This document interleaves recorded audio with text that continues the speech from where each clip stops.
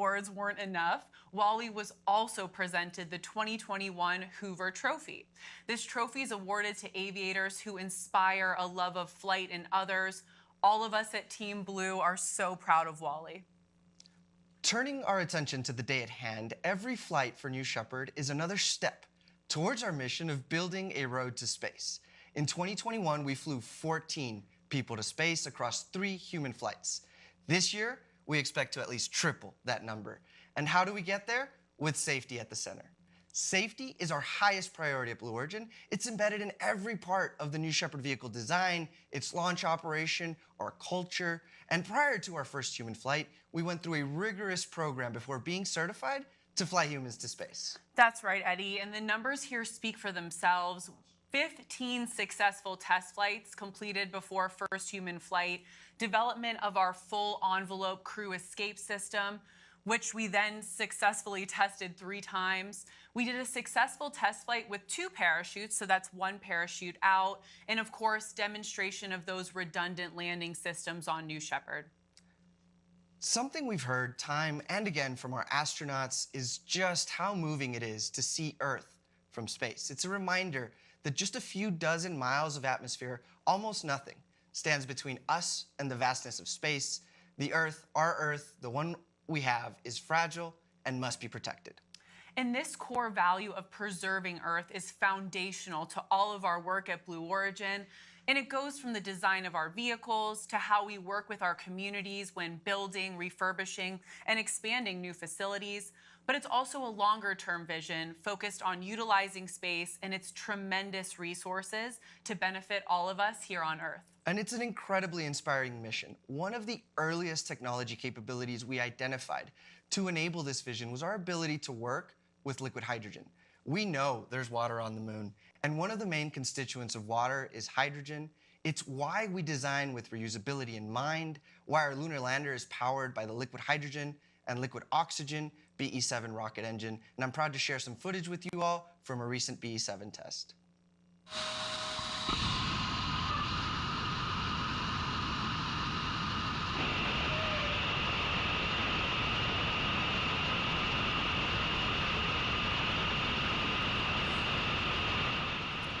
As you can see from that video, we never stopped working on lunar technologies here at Blue Origin. This BE-7 test is actually just from earlier this year at NASA's Marshall Space Flight Center. Huge shout out to our Huntsville, Alabama test team. What an incredible crew. The moon is critical to Blue's long-term vision, and we're so excited about NASA's recent announcement of the Sustaining Lunar Development Program. Our lunar capabilities like BE-7 are advancing so quickly because they're directly tied to other programs at Blue Origin, like the BE-3 engine flying on New Shepard today. That's right, Jackie. The BE-3 is also powered by liquid hydrogen and liquid oxygen, and because of that, we get to practice critical elements of our future moon landings. Everything that we do today informs all we'll do in the future. It's all connected. And that next step is today, where we continue to practice our human spaceflight operations. Earlier this morning, our astronauts arrived to the Astronaut Training Center. Here they are in the early hours of the morning here in West Texas, pulling up in those Rivians. Man, I can't wait to see their smiles. What an adventure in store for them today. Sharon, Hagle looking excited and ready to go on today's flight. I don't think I would even need coffee. It was just Your adrenaline would carry you through. I think that's right. So moments ago, Sarah Knights, our crew member 7, the crew's trainer and guide through the entire astronaut experience, presented a special challenge coin that will fly with each astronaut to space today. And Jackie, you know the only way to get one is to fly on New Shepard. If you're interested in purchasing a ticket on New Shepard, the first step is to visit blueorigin.com and click on our link, Fly to Space. We'd love to provide you with a once-in-a-lifetime experience. Soon here, we'll see the crew exit the Astronaut Training Center, stand by in their Rivian vehicles, awaiting that official go from Mission Control so the astronaut load process can begin. We'll keep eyes on our crew all the way to the launch tower and into the crew capsule. Coming up just shortly here, our crew will be exiting. Let's stay tuned for that.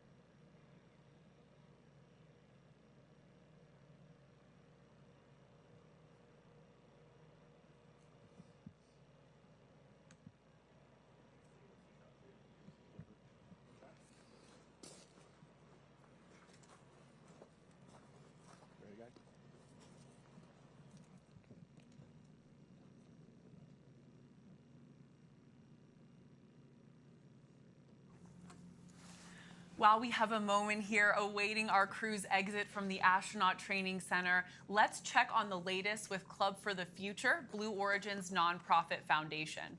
19 separate organizations each received $1 million grants from the Club for the Future, thanks to the $28 million donation stemming from the sale of the first seat on New Shepard. These grants are creating incredible momentum for these organizations, and one of the groups that we'd like to highlight today is the Brooke Owens Fellowship. A couple of alums recently sat down to discuss the power of that organization in our industry. Here's Blue Origin's B4 propulsion test manager, Sophia Porter, and the space gal, Emily Calandrelli.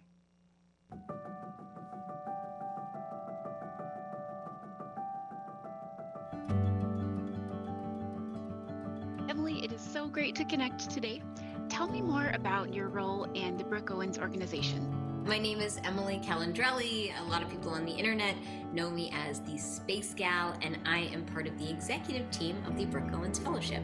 I want to find some tangible way to make the aerospace industry better and more welcoming for women and other gender minorities. Because when you are a gender minority in a field like aerospace, oftentimes you feel a little bit left out.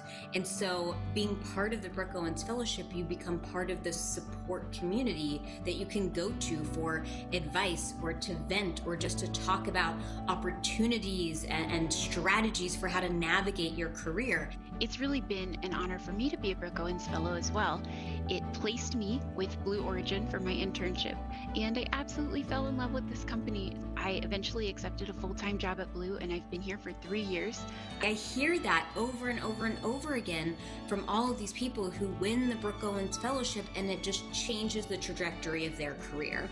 I'm curious what you thought about the experience of being at Launch Site 1 during a New Shepard launch.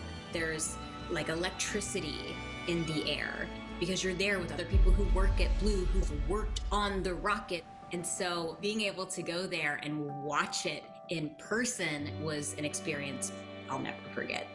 It's been so great getting to speak with you, Emily, and I really am personally very grateful for all that you're doing for the fellowship.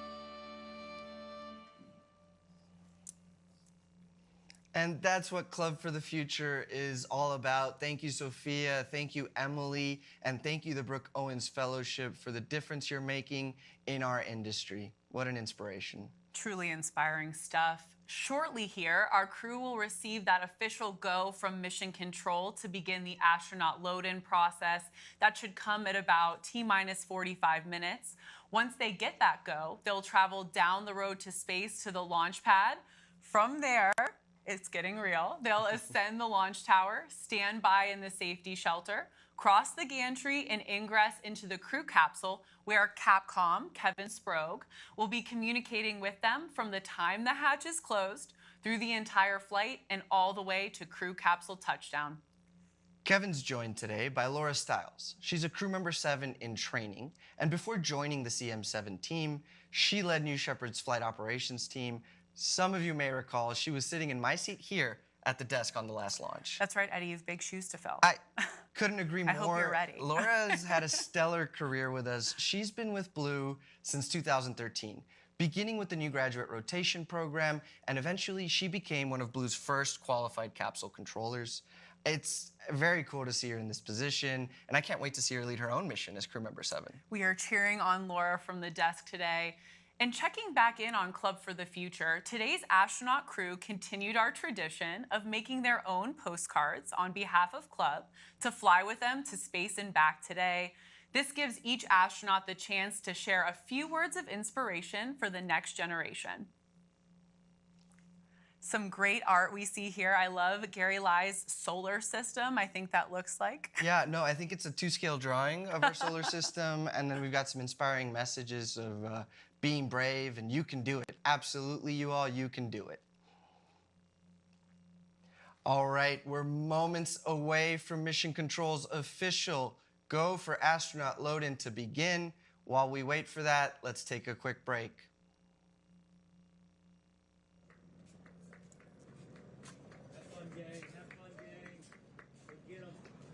And there they are, our crew departing the Astronaut Training Center. Oh, we've got a nice wave there from Jim. They are moving with purpose. We're seeing that natural energy you mentioned earlier, Eddie. Oh, I wish I was there with them. Just sign me up.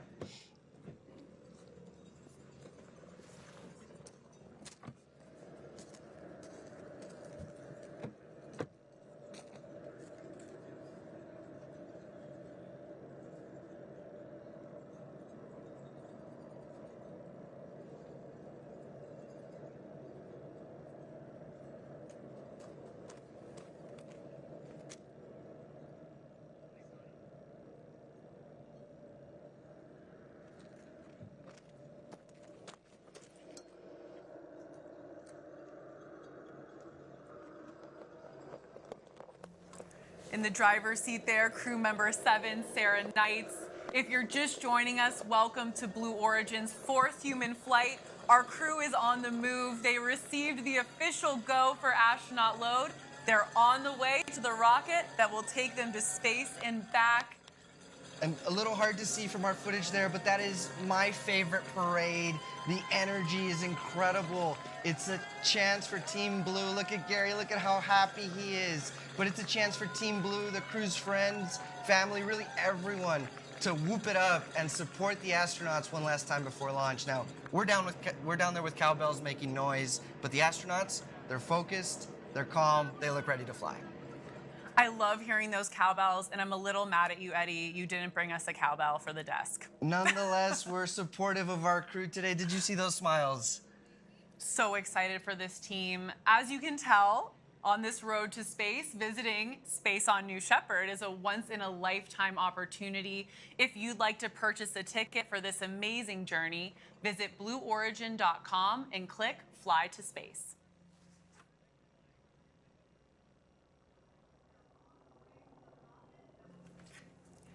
As they make their way to the rocket, let's meet today's crew. In seat number 1 is Senior Director and Chief Architect of New Shepard, Gary Lai. Gary was one of Blue Origin's first 20 employees and is the architect of our New Shepard system. His contributions to this rocket, this company, this industry have been monumental. He leads by example with humility, compassion, and intelligence, and he's the benchmark for what we humbly aspire to each day at Blue Origin. I know that flying on New Shepard has been Gary's dream since day one. He's worked so hard and so long for this. Emotional day for all of us to watch that dream come true. George Nield is in seat number 2. He founded Commercial Space Technologies to encourage and facilitate commercial space activities. But previously, George had a very big job as the FAA's Associate Administrator for Commercial Space Transportation for a decade, from 2008 to 2018, a role in which he was pivotal in paving the way for the success of commercial spaceflight. The whole industry thanks you, George. We're honored to give him the view of Earth he's been dreaming about since he was a child. Now, some have called him the modern-day Marco Polo. Jim Kitchen is in seat number 3 today. He's a professor at the University of North Carolina, Chapel Hill, an entrepreneur and world traveler. Today, he'll become the first person to have visited all 193 UN-recognized countries and traveled to space. He's done more than just step foot in these countries. He really experiences them. He's hunted Goliath frogs in Cameroon, interviewed residents of an internally displaced people camp in Iraq, and today he'll experience the final frontier, space. Jim is very much looking forward to seeing a borderless planet and connecting that experience with all of us back here on Earth. In seat number 4 is legendary entrepreneur, angel investor, and former CEO of Party America, Marty Allen. Marty is a lifelong aviation enthusiast who, get this, Eddie, he soloed his first airplane on his 16th birthday before he had a driver's license. That's incredible. Marty's a true adventurer, a lifelong sailor and racer of boats and cars. He was actually released from the Navy flight program because of allergies, but rest assured, Marty, allergies won't hold you back today. That's right, Marty. Godspeed. Husband and wife Marc and Sharon Hagle are in seats 5 and 6 today. Sharon's an educator and philanthropist, and Marc is the president and CEO of Tricor International, a residential and commercial property development corporation. In 2015, Sharon founded nonprofit Space Kids Global, whose mission is to inspire students, particularly young girls, to excel in science, technology, engineering, art, and math. To date, Sharon has reached nearly an incredible 100,000 students globally. Our crew is circling the ring road right now next to their live and waiting rocket. So excited for this crew. And I certainly know that Eddie and I are biased, but we're especially thrilled for Gary Lai. He's such an icon inside and outside Blue Origin.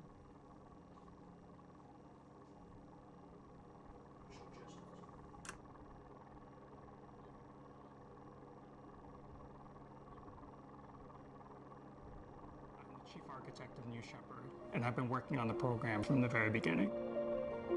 So I joined Blue Origin in March of 2004 as one of its first 20 employees, and that was actually before the New Shepard program even officially began. In that time, it was just a concept, a little bit more advanced than a napkin sketch, and I helped build the team that would eventually design and put it together. When most people look at the New Shepard, they might see the astounding technology. To me, New Shepard is about the wonderful team that I've had the pleasure to work with over 18 years. I'm one of those people, and there are a lot of us at Blue, where opening the road to space for humanity is a calling. As humans, our grandest accomplishments happen because we are explorers by our fundamental nature. There is such a grand space and universe out there with so many resources and so many things to explore. I almost would not know what to do with myself, and I have very few useful skills, I think, that are not related to flying people to space. There's very few jobs, very few professions, and very few places where you have that combination of working on something so important that is at the same time so challenging and so rewarding. I can't wait to fly on the New Shepard vehicle. Everyone we talk to that has been to space described going into space as a life-changing experience. I don't know how I'll feel, actually, on that date. Obviously, it'll be a cause of celebration, but it will also be a period of a lot of self-reflection. This is a once-in-a-lifetime, once-in-a-career opportunity to follow a program from start to finish to such a major goal. So I hope I will feel that it was as meaningful as the amount of time and energy that we put into it.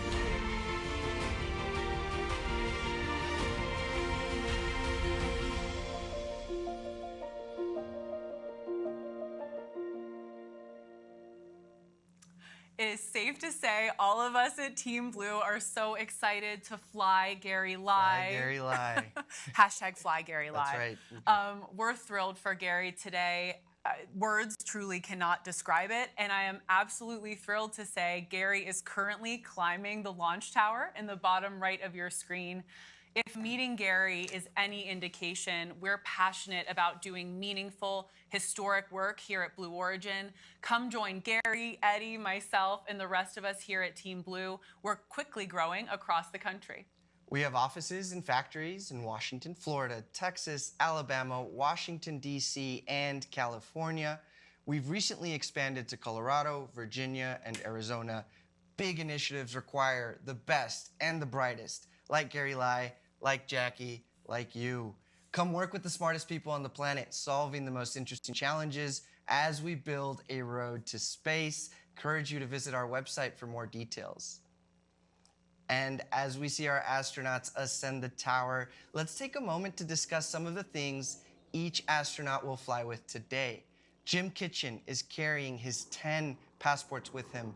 The one with the Ukraine stamp will be in the pocket closest to his heart. He's also carrying a Ukraine flag and an American flag. Marty will be bringing a 10-foot by 6-foot American flag made to fit exactly inside his flight bag. He'll be hanging this flag in his front yard when he returns home from space. Oh, to be Marty's neighbor. Sharon will be bringing challenge coins from her STEAM-focused nonprofit, Space Kids Global. Marc will be bringing a small stuffed drum from Purdue University, his alma mater. Marc actually used to play drums in the Purdue marching band, And fun fact, Eddie, Purdue is home to the world's largest drum. I did not know that, but boiler up. Dr. George Nield will be bringing numerous patches and other artifacts from his storied aerospace career, as well as his Air Force Academy badge. And one of the things Gary Lai is bringing with him is a first edition copy of the book, From the Earth to the Moon.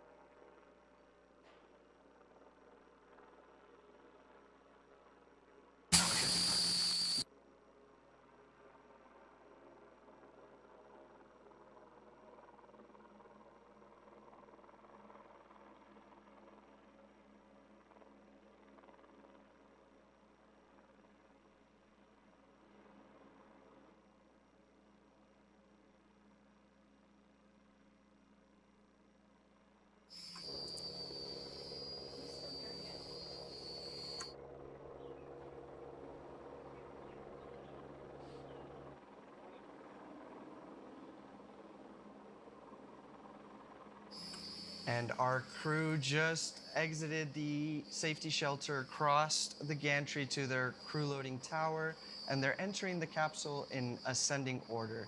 Gary Lai in the first seat, George Nield in the second seat, Jim Kitchen in seat number 3, Marty Allen in seat number 4, and Sharon Hagle and Marc Hagle in seat number 5 and 6.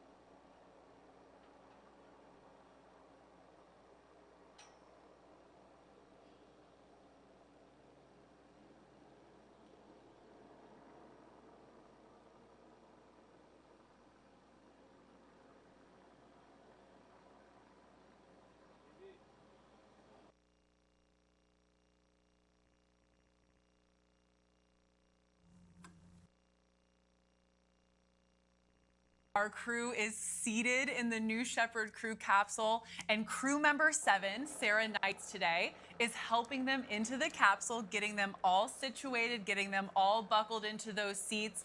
But Eddie, they've been down here in West Texas for a few days. Yeah. They're very well practiced in buckling those seatbelts. Tell right. us a little bit about astronaut training. Yeah, no, our astronauts arrive a few days before their launch, and they learn everything about the New Shepard system. They practice harnessing their buckles, getting into their seats, getting out of their seats, what the correct microgravity etiquette is, and it's just an incredible experience. Can you imagine going through that experience with the architect of New Shepard, Gary Lai?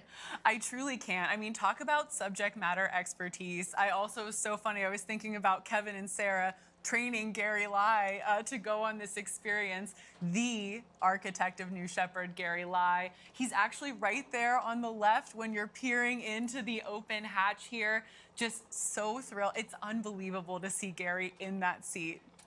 Absolutely.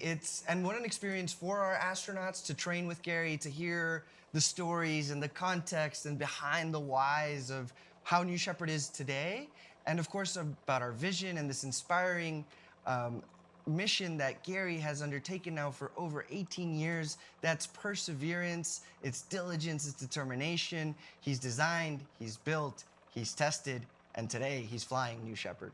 We said it before, #FlyGaryLai. Shortly coming up here is the hatch closure. So at this point, our tower crew and our crew member 7 are doing those final preparations. Let's check in on that.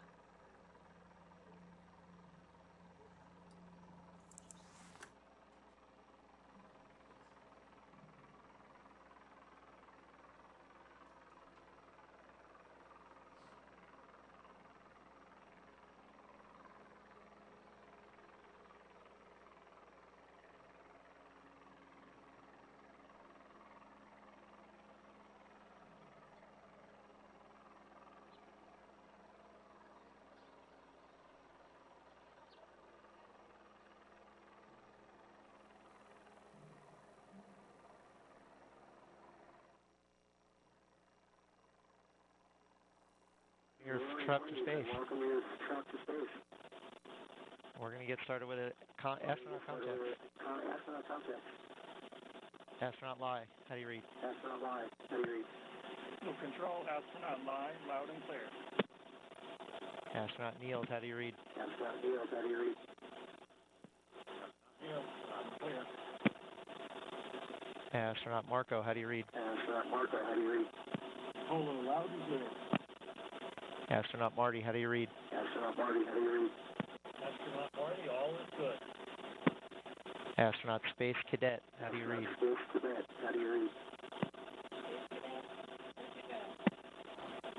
Astronaut March, how do you read? Astronaut March, stay okay. All right, Blue Control has all astronauts loud and clear. At this point, Sarah's out. You're going to see Felix for a moment, and then we'll be getting into...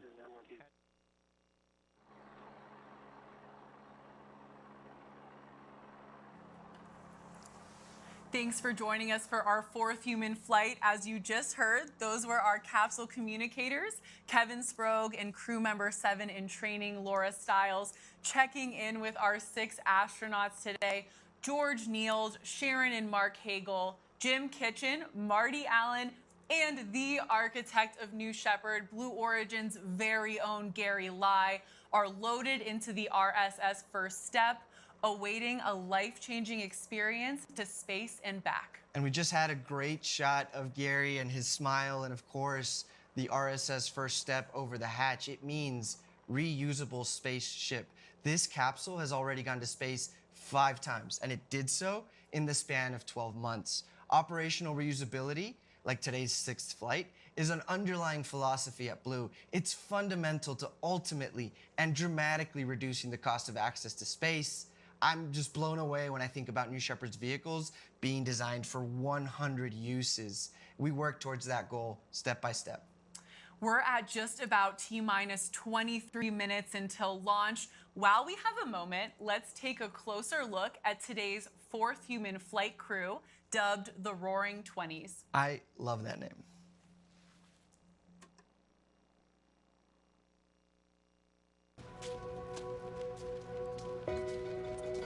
I've really been interested in space since I was a child. Used to cut out articles in the newspaper about the space chimps and the Mercury astronauts. One of my earliest childhood memories was watching an Apollo launch off the coast of Florida, and it was amazing. I wanted to be an astronaut. What order do you fasten your belt? I've been working on New Shepard from the very beginning. I've been involved in every single aspect of the design and production of the vehicles. I used to parachute jump, and I like the adrenaline rush that you get. And this has got to be off the charts. Our family has always thought we've been crazy because we do some high experience things. And I think by the time we got to this one, there was a little bit of acceptance that that's who they are, and there's not a whole lot we can say about it. Having been to all 193 countries and to be able to go to space and see this borderless planet, I think is so meaningful, especially given all that the world is going through right now. I think space is really our future. This is so exciting because we're on the edge of a new generation, a new frontier. We must explore and understand the universe, and especially our local solar system. This is a new era of the unbelievable, where a teacher from North Carolina gets to go to space.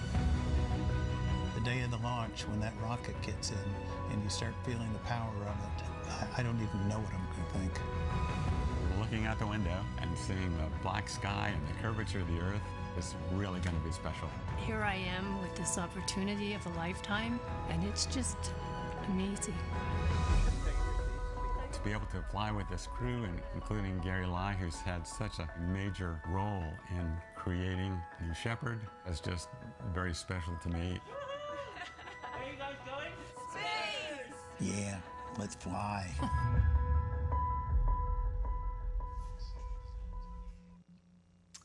The crew, the Roaring 20s, are in the capsule, and that hatch is closed, Eddie. I love the name they gave themselves. An ode, I think, to so many things. This is New Shepard's 20th mission. That's right. We're in the 2020s. And we're... maybe the roar of that BE-3 engine. I think it's the roar, but it's also the fact that this is the new era of commercial human spaceflight, and what a time to be alive. I love it. Let's go with that. It's such a unique shared experience for the crew. The bonds they form here in West Texas will last a lifetime. In a few moments, we'll have a special message for our crew from our Capcom, Kevin Sprague, who you saw just a minute ago. But first, we want to share a piece featuring Kevin in a new segment. Club for the Future works with students from across the country to provide the chance to ask Blue Origin experts questions about rockets and engines and space, and my new favorite segment, our very first, Q for Blue.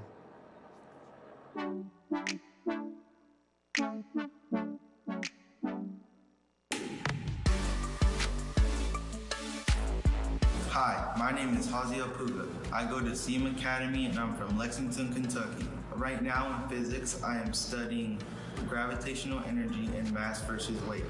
My question is, what is the speed of the capsule on re-entry with and without the parachute? Thank you. This is a great question because it really shows you the effect of our atmosphere on a spacecraft.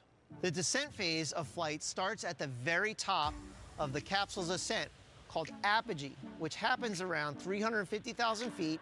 At this point, the capsule comes to a momentary complete stop and then begins to fall back to Earth, accelerating the entire way, reaching speeds of over 2,000 miles an hour, more than 3 times the speed of sound. Once the capsule re-enters the atmosphere, its wide, flat-bottom shape causes drag.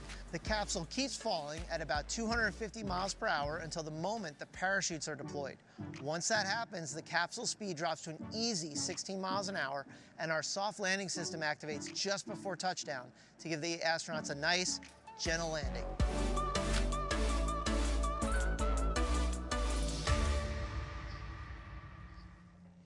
And what an insightful question from Club for the Future. Kevin, thank you for walking us through that.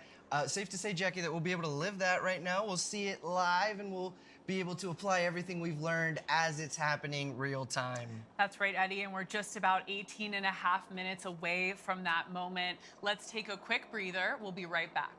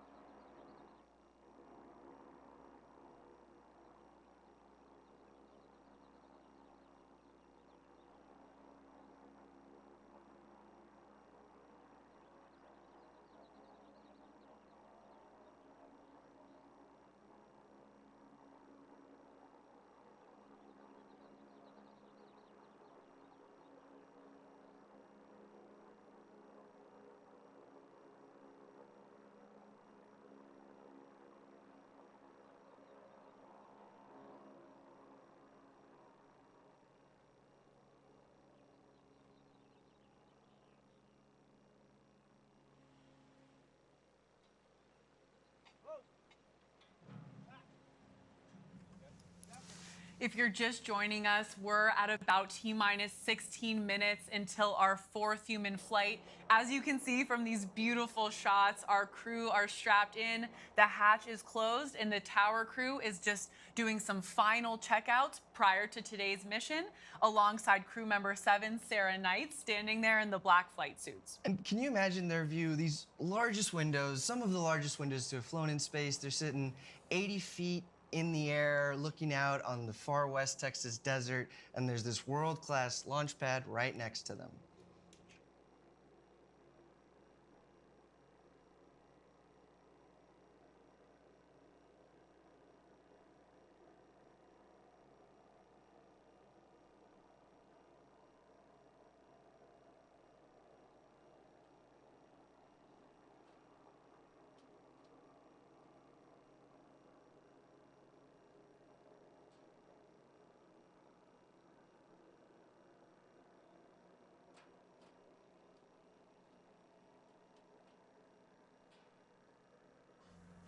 Crew member 7, Sarah Knight, waving to the crew as she departs the tower. I think I saw a thumbs up.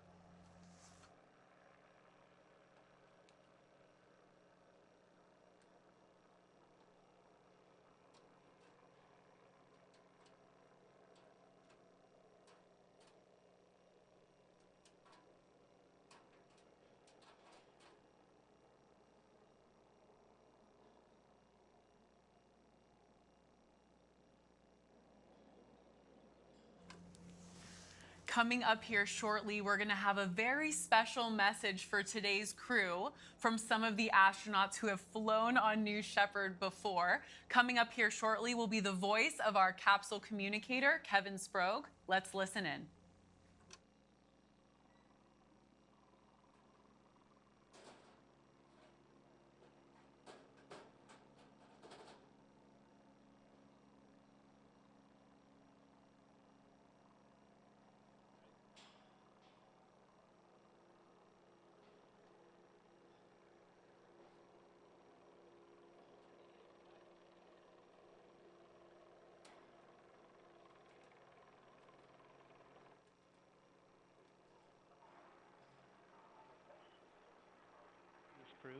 the NS-19 crew, who called themselves the Original Six. And they wanted to wish you well, the Roaring 20s, on your flight to space. Astronaut Michael Strahan, known as Astronaut Stray, wanted you to know the trip will go by in a flash in the moment, but your memory will make it seem like it was hours. Let your senses take over. Enjoy the ride. Take it all in, and don't forget to look out the window. Astronaut Weezer, Laura Shepard Churchley, wanted you to know you are confident to go because you have had the best training for this magnificent experience. The force you feel on launch is like being in the fastest car you've ever been in, and the pressure on your chest is great, but endurable. Weightlessness is heavenly. The 6Gs you feel on the way back home are thrilling because you won't ever feel that amount of pressure on your body again in your life. Try lifting your arms off the armrest when you're under 6G. This is the best ride you will ever have, but it's way too short. Have a blast.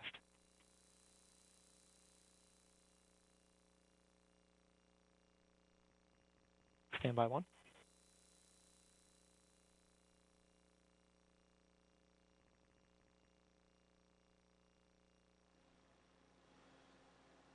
First step, blue control. We're getting ready to go escape enabled.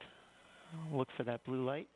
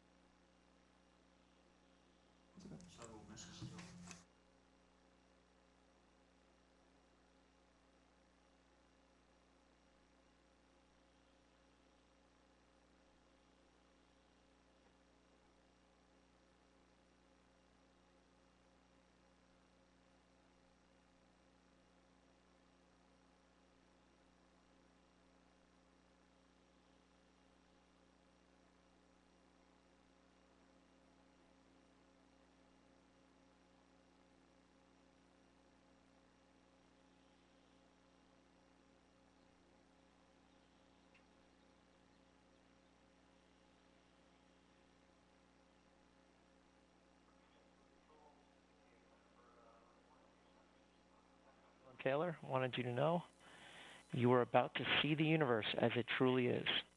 Thoroughly enjoy the experience, and then take this gift of perspective to help make a better world for all of humanity.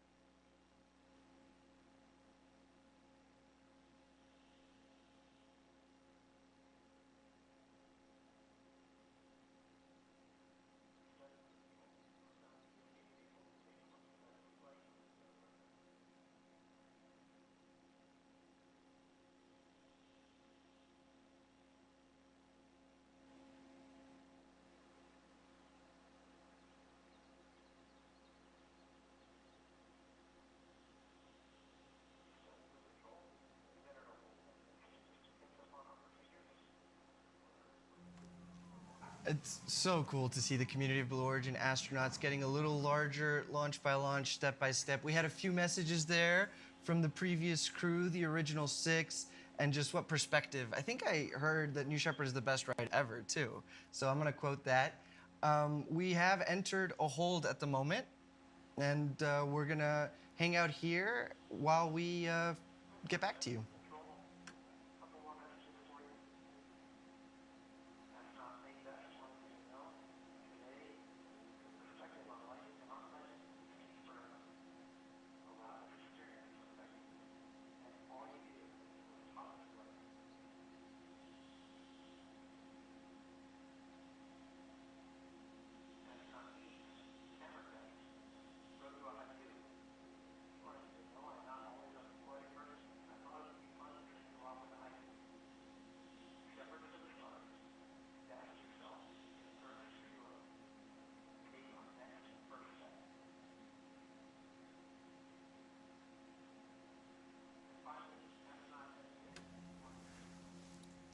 Thank you for joining us for our 4th human flight. Our crew is buckled into the capsule. We're in a brief hold here, but New Shepard did just hit a big milestone in today's operations and went escape enabled. Eddie, tell us about the significance of this moment.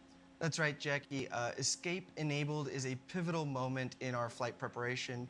Earlier, we talked about the full envelope escape system that we've thoroughly tested here in West Texas, all the way from the launch pad to max Q to near apogee escapes. So this system enables our mission assurance today, and so they've got a lot of roomy space in the capsule, 15 cubic meters to float around, but they will be protected the entire time by this escape system. Of course, safety is at the center of everything we do here at Blue Origin. We'll be right back.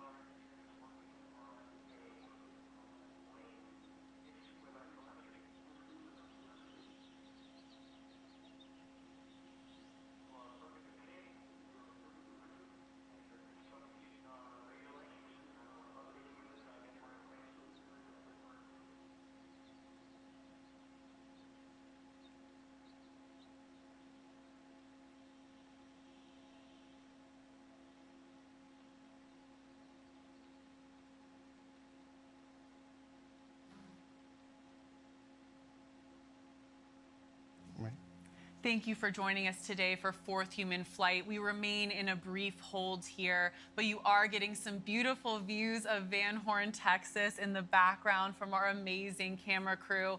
We actually have an expert here at the desk today. Eddie lived in Van Horn and worked at Launch Site 1 for a large part of his career at Blue Origin, many years. Eddie, tell us about your time at Launch Site 1, living in Van Horn in this amazing and special community. Yeah, no, thank you, Jackie. I've been so lucky to have started my career here at Blue Origin at our West Texas Launch Site 1, working on the West Texas test stands.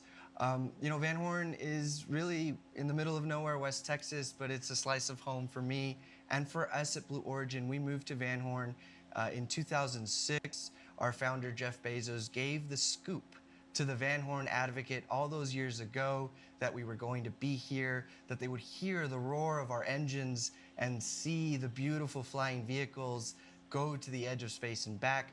Now that operation has changed since 2006. We've grown a lot.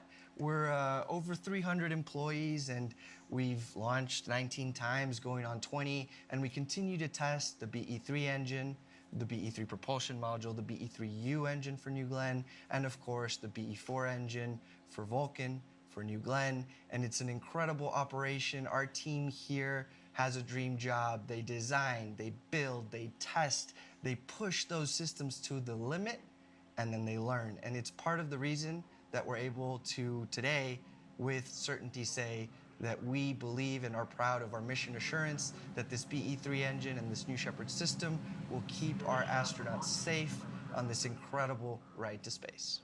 Van Horn is truly such a special place. Every time we're here, we love seeing the signs of support for Blue Origin. The community here is truly unmatched. Absolutely, and I'm so proud of the employees that have helped and have gotten involved in the community and have really helped Van Horn grow up with us. And that's super important because this is our home.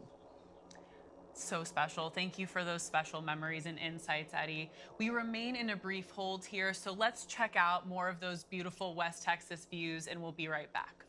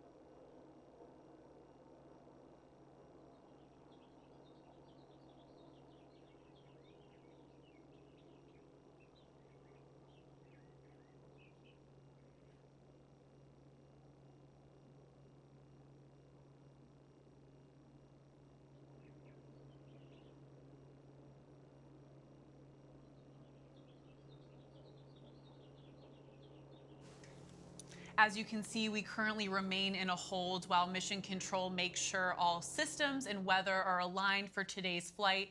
But while we have a moment, let's talk about how our learnings from the BE-3 engine flying today on New Shepard are carried forward into the BE-3U program.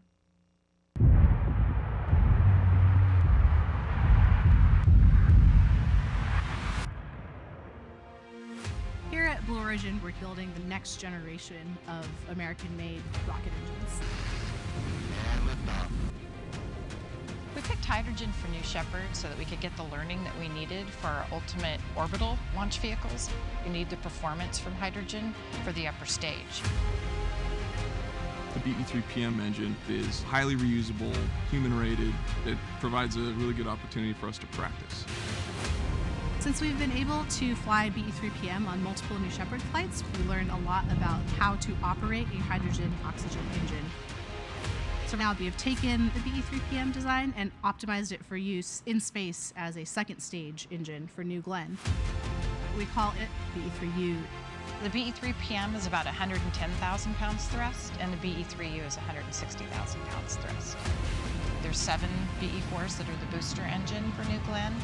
The BE-3U engine is the upper stage engine, so at about 200,000 feet of altitude, it lights off and takes the payload into orbit.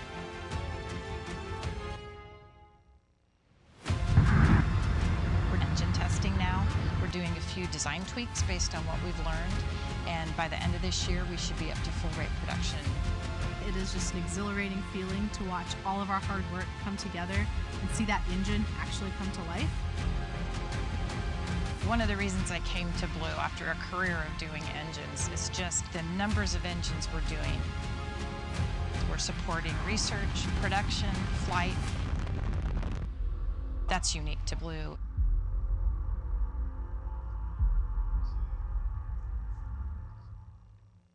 I thoroughly enjoyed all of those shots of our West Texas test stands.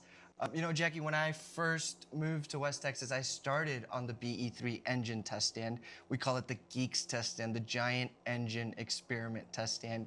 And it's a prolific test stand that tests both the BE-3PM version and the BE-3U upper stage version. For a little over 10 years now, that test stand has been testing full-scale BE-3 engines. They've ratcheted up 1,000 different hot fires and over 100,000 seconds of test. So when I say it's prolific, it's because they test day in and day out. Our propulsion test operations here at Blue Origin are just truly incredible. I'm always inspired by what the team can accomplish out here in West Texas, down in Huntsville, Alabama. Truly impressive and inspiring stuff. Very excited soon here too to see our test stand 4670 at Marshall Space Flight Center. That historic test stand tested the Saturn V that flew America to the moon. So privileged to be leasing that from NASA Marshall to test the BE-4 and the BE-3U engines. And what a story for 4670. In the 60s, like you said, it was used to test the Saturn V rocket. And then in the 80s, they did a little bit of space shuttle main engine testing. In the 90s, that test stand actually tested the Russian rocket, the RD-180. And then it went into a little bit of a pause, did some SLS testing. But what a legacy that we've inherited from the RD-180 to the BE-4. That is the new paradigm shift in rocket propulsion. That's right, Eddie. I have to say, I get to visit our facilities a lot, very lucky, and I love visiting 4670. You can feel the history there, truly a special experience. We are still in a hold at this time, but we'll be right back.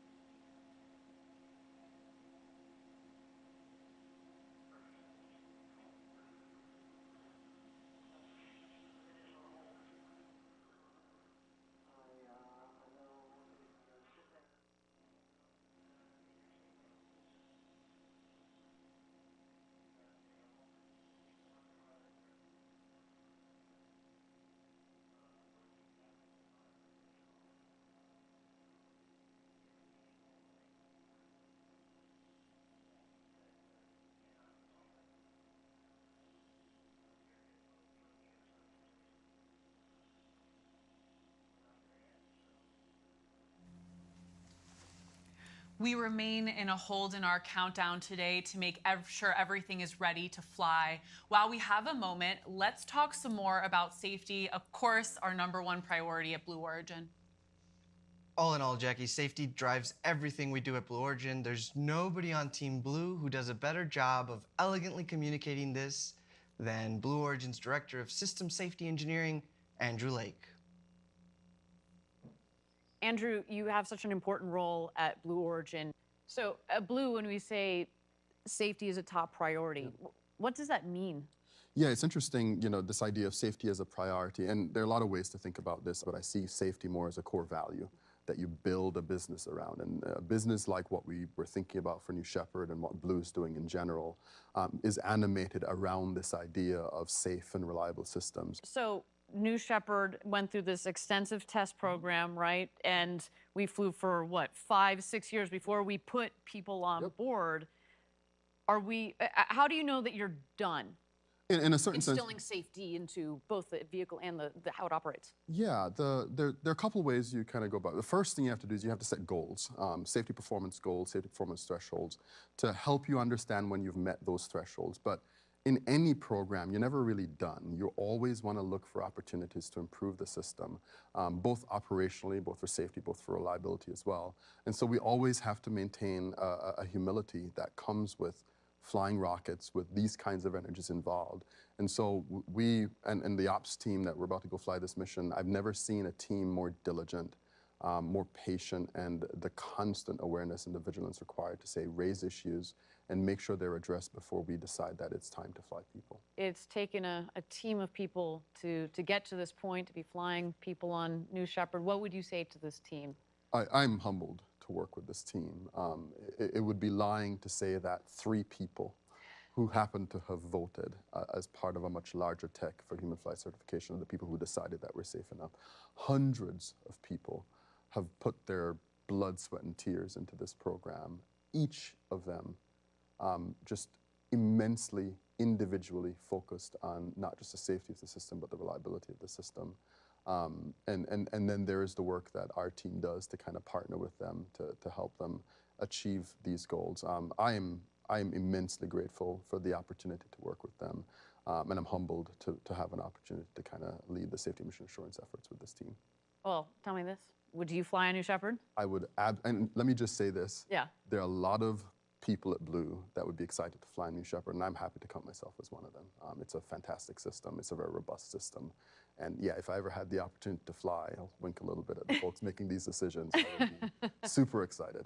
Fantastic. Well, I hope we get to go one day. Absolutely. Thanks, Andrew. Thank you. Thank you, Andrew Lake, for that incredible discussion of New Shepard's safety systems with backups and backup to the backups, and even in some cases, backup to the backup to the backup. We are still in a hold, as you can see from the screen, so we're going to enjoy some shots of the New Shepard rocket in the West Texas desert.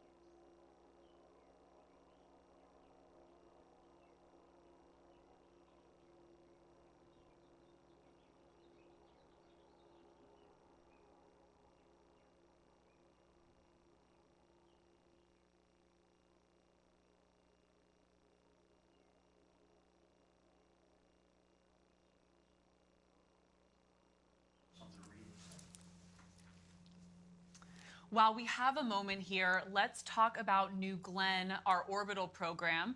Recently, we performed an incredible separation test on the world's largest fairing for our New Glenn rocket. We're here at NASA's Armstrong Test Facility in Sandusky, Ohio. We took the fairing from New Glenn, the world's largest fairing, to the world's largest vacuum chamber. It's the only place in the world that we can test out this fairing in an environment similar to what the rocket will be seeing in space. The payload fairing is the nose of the rocket. Inside there is the satellite. The payload fairing's job is to protect the satellite as we ascend through the atmosphere. This is the largest structure that has ever been tested here. The New Glenn fairing is 72 feet tall. So when we put that on top of the 26-foot test stand, we're taking up 98 feet of vertical space in the 120-foot chamber.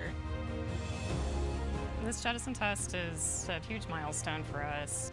We'll be firing ordnance that will separate the fairing within the chamber. When it separates, the fairing is going to create this huge breathing motion, and we want to make sure the edges aren't going to come in and hit the payload. This test is important because it helps us qualify the payload fairing and prove out that we actually do separate as designed. So we'll be looking at things like deflections and stresses. We have done a lot of component level verification. This is really the culmination of putting all those things together. All cameras are up and awaiting trigger. And it's going to all happen in a split second. Firing in 3, 2, 1, fire.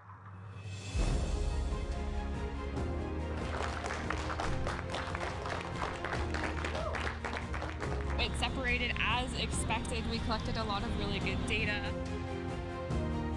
After this first shot, we're going to test again. And once that is successful, we say, yes, the fairing is good to go.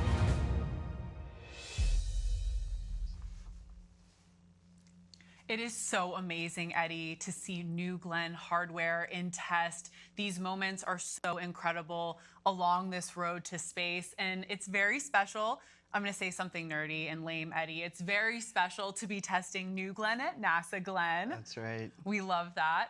We do remain in a hold here to make sure all systems are go for today's launch, but we'll be right back.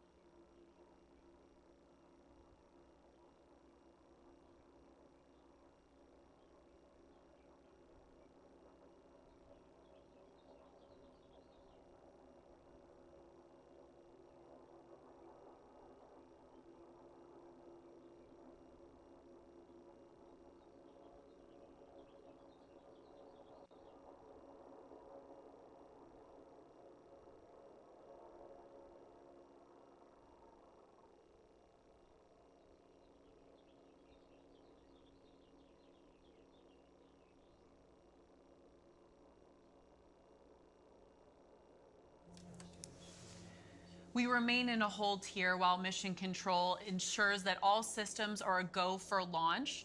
While we wait, let's talk about an exciting new project at Blue Origin, Orbital Reef. Blue Origin, in partnership with Sierra Space, is developing Orbital Reef, a commercially owned and operated space station to be built in low Earth orbit. The Orbital Reef team includes Boeing, Redwire, Genesis Engineering, Amazon, Amazon Web Services, and Arizona State University, which brings proven capabilities and new visions to provide key elements and services, including unique experience from building and operating the International Space Station. Let's take a look.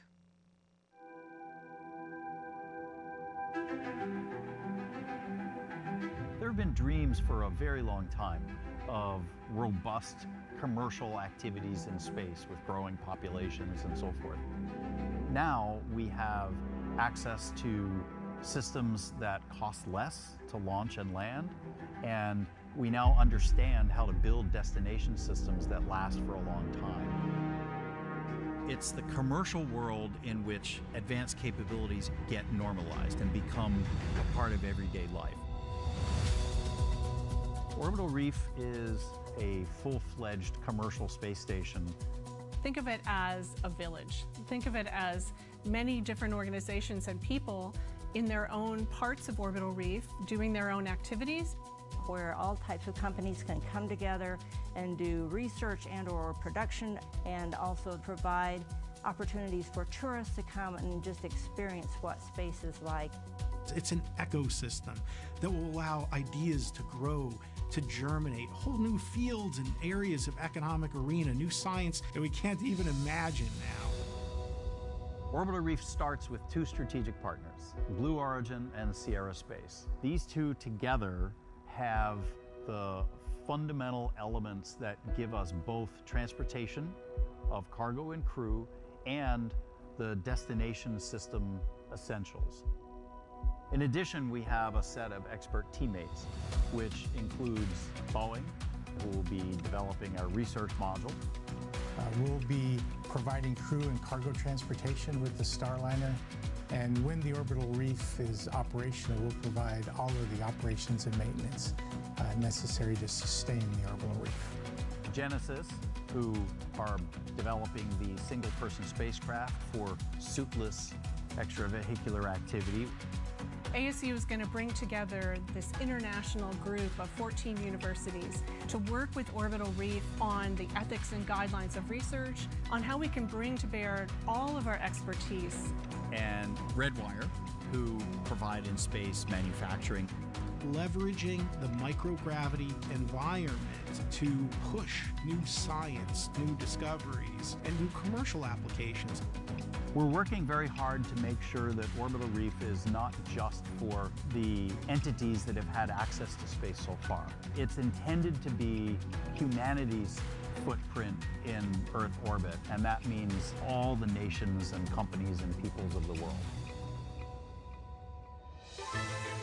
I think that Orbital Reef offers us an opportunity at this point in history to really approach the next frontier as humans and to expand beyond the surface of the planet. Maybe there's a company that wants to manufacture materials in space. Maybe there's a school that wants to send an experiment up. Maybe there's a nation that's ready to send someone into low Earth orbit to inspire their entire nation.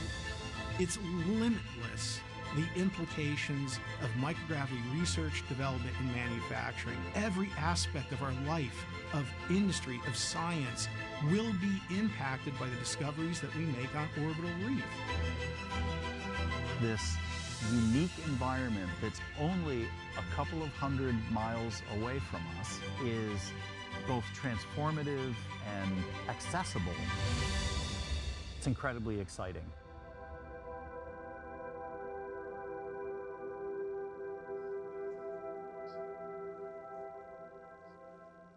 Our team is absolutely honored and thrilled to have received an award from NASA to continue advancing our Orbital Reef partners alongside our teammates. We actually at Blue Origin do have a lot of great experience with conducting this kind of microgravity research. Eddie, New Shepard has really been the test bed for this at Blue Origin. Can you tell us about that? I'd love to, Jackie. We've got an incredibly capable payload integration management team that has flown over 11 successful payload flights on New Shepard, getting these researchers 180 seconds of microgravity and just advancing science as we know it. So kudos to them, and I'm just so proud of them, Jackie. I am as well, Eddie. With that, let's take a quick breather and we'll be right back.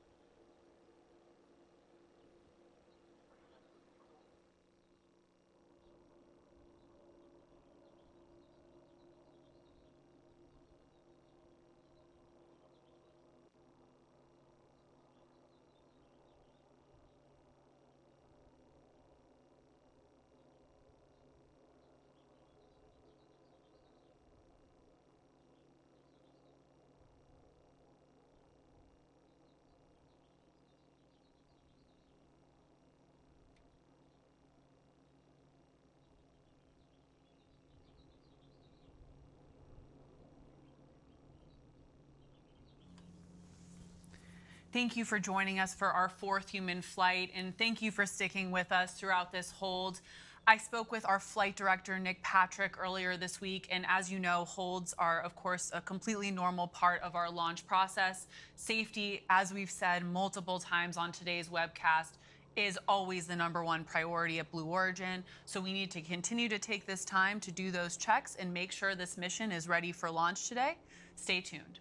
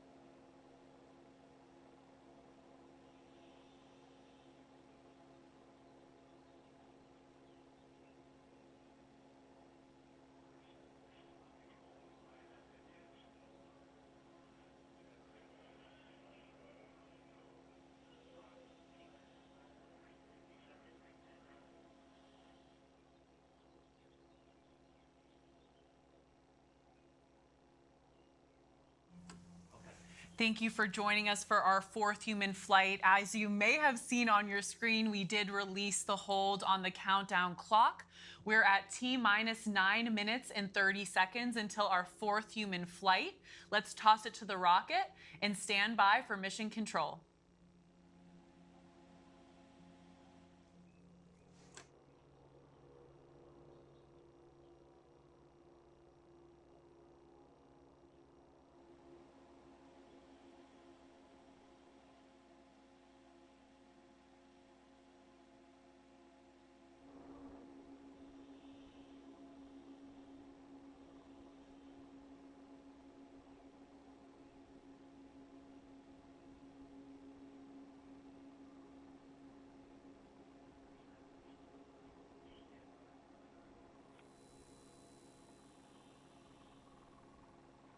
All stations, this is the flight director on Channel 1 and UHF voice for the go pull for terminal count and launch. Capsule. Go. Booster. Go. Ground. Go. Safety. Capcom. Go. Engineering. Go.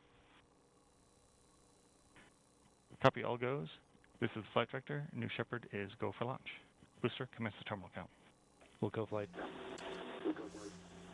As you just heard, we are go for launch for our 4th human flight. We're so excited for the Roaring 20s crew. Let's take a moment and take in the sights and sounds from Launch Site 1 as the minutes tick down on the launch clock here in West Texas.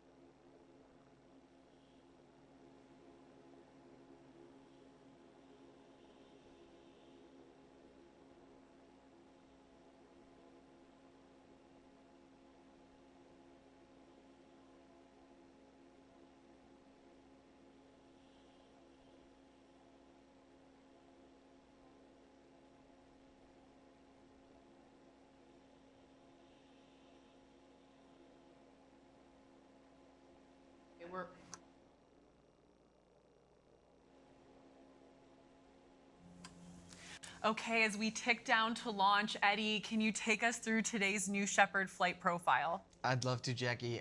So at T-minus 2.5 minutes, we effectively hand control over to our auto sequence. The flight controllers are essentially hands off. The rocket then gets ready to light the BE-3. Ignition happens at T0, followed by bootstrap and throttle up. Liftoff occurs at T+7 seconds, and that BE-3 engine powers the New Shepard vehicle through the atmosphere. Just before 1 minute, the vehicle reaches max Q, that's maximum dynamic pressure, the point of maximum stress for the structure. At 2 minutes, that main engine shuts off. We call that MECO, and at 2.5 minutes, the New Shepard vehicles separate into 2, and the astronauts are free to float about the cabin. The PM reaches apogee at 4 minutes and starts to re-enter the atmosphere due to Earth's gravity. The fins steer back to the landing pad. The drag brakes deploy. The engine restarts for a nice, soft landing. Meanwhile, the astronauts were able to enjoy some microgravity time because the gumdrop shape of the capsule was much slower to re-enter. As that capsule pierces the atmosphere, we see drogues, we see mains, and shortly thereafter, the terminal deceleration system that causes the capsule to land on a cushion of air, that poof of dust. Touchdown, welcome back, astronauts. I'm so excited. Thanks, Eddie. We're just about T-minus 5 minutes until liftoff. The 6 people on that live rocket are getting close to launching to space. Let's check in with them on the pad.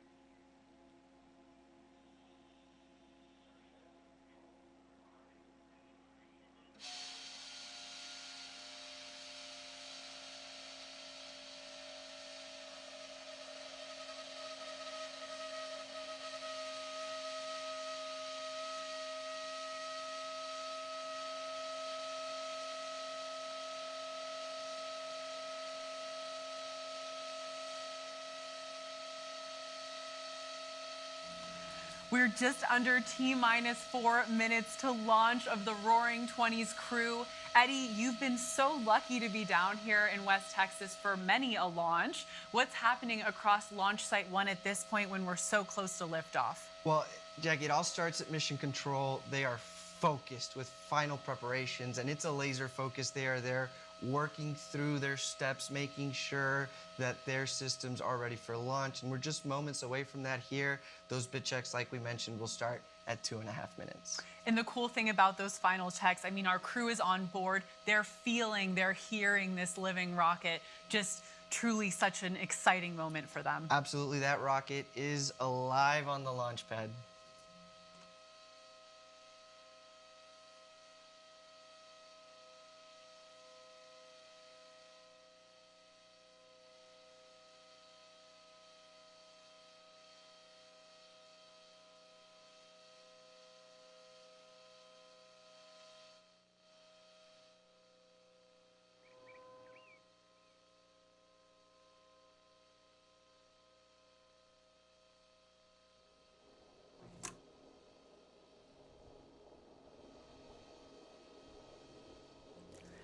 Thank you for joining us. As you've noticed, we've just entered what we expect to be a very brief hold here, just a few minutes. Stay tuned.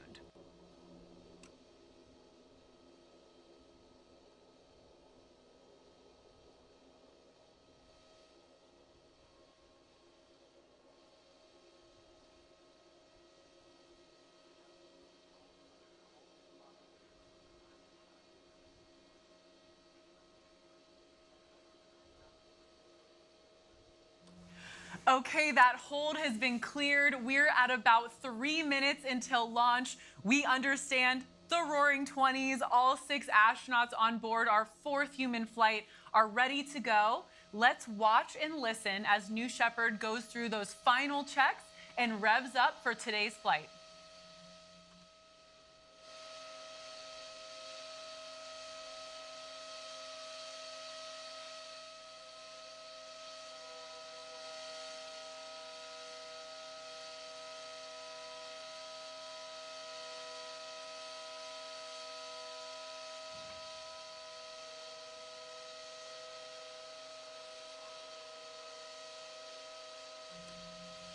And Jackie, as we mentioned, we've now entered auto sequence, so this rocket is going to automatically prep itself for launch.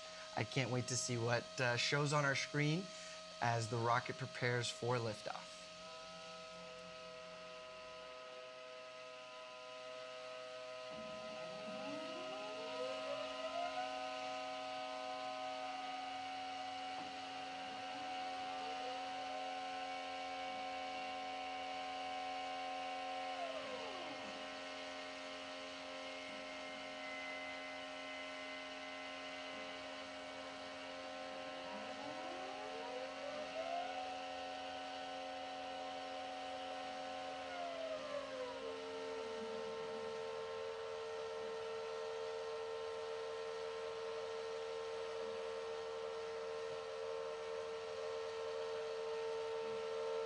With just under 90 seconds to go, those aft fins at the base are actuating, going through their bit checks.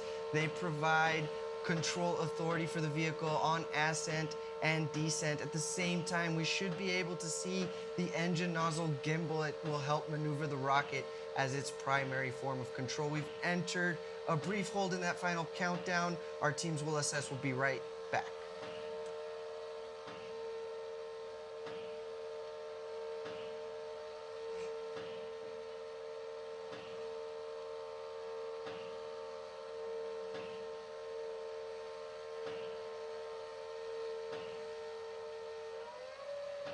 That hold has been released. We're at about T-minus 1 minute to liftoff.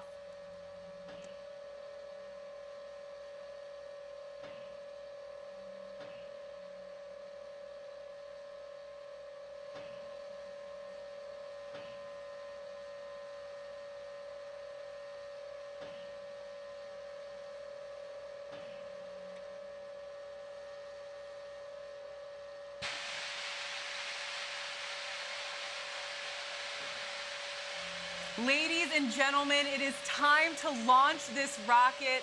Godspeed, New Shepard. Godspeed to our crew. We're handing it over to Mission Control.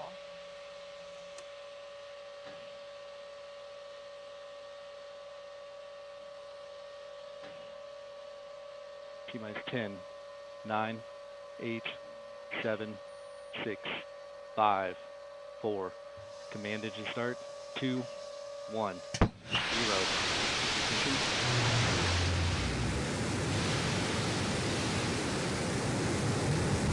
And liftoff. Shepard's cleared the tower. And liftoff. Mission Control has confirmed New Shepard has cleared the tower and is on its way to space with our 4th human flight crew. Godspeed, New Shepard. Godspeed, the Roaring Twenties. Enjoy this ride. You can see on the lower left-hand side of your screen, we are gaining speed as New Shepard lifts off towards space.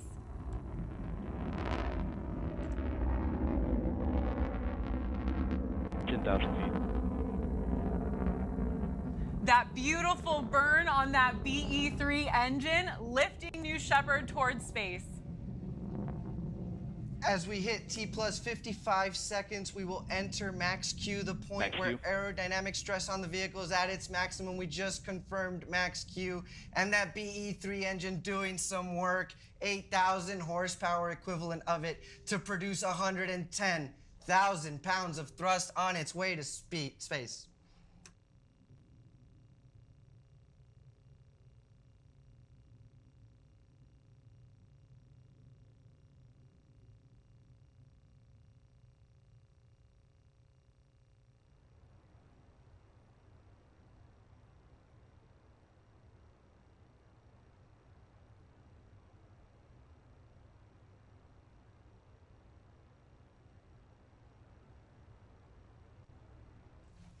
We have a beautiful shot of the BE-3 engine there and its colorless exhaust. That's what happens when you mix liquid hydrogen and liquid oxygen. That is steam powering the rocket all the way up to the top. Here in 20 seconds, the BE-3 will throttle back, shut down, and will reach main engine cutoff. Stay tuned.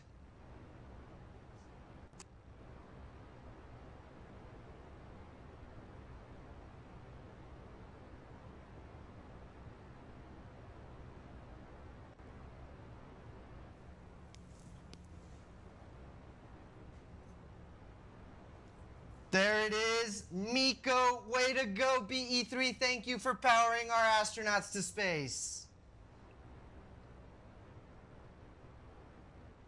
That was our main engine cutoff. Shortly here, we'll see separation of the crew capsule and the booster.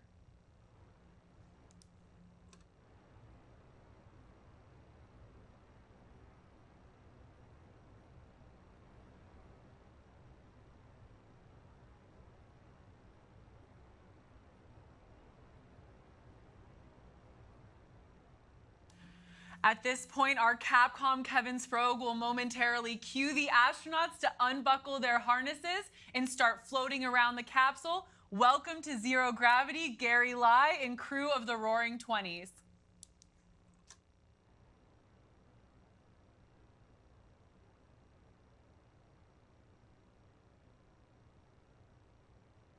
Beautiful shot there of the two separate craft. George Nield, Sharon and Marc Hagle, Jim Kitchen, Marty Allen, and Gary Lai. Welcome to Zero G. Let's listen in as they float about the crew capsule.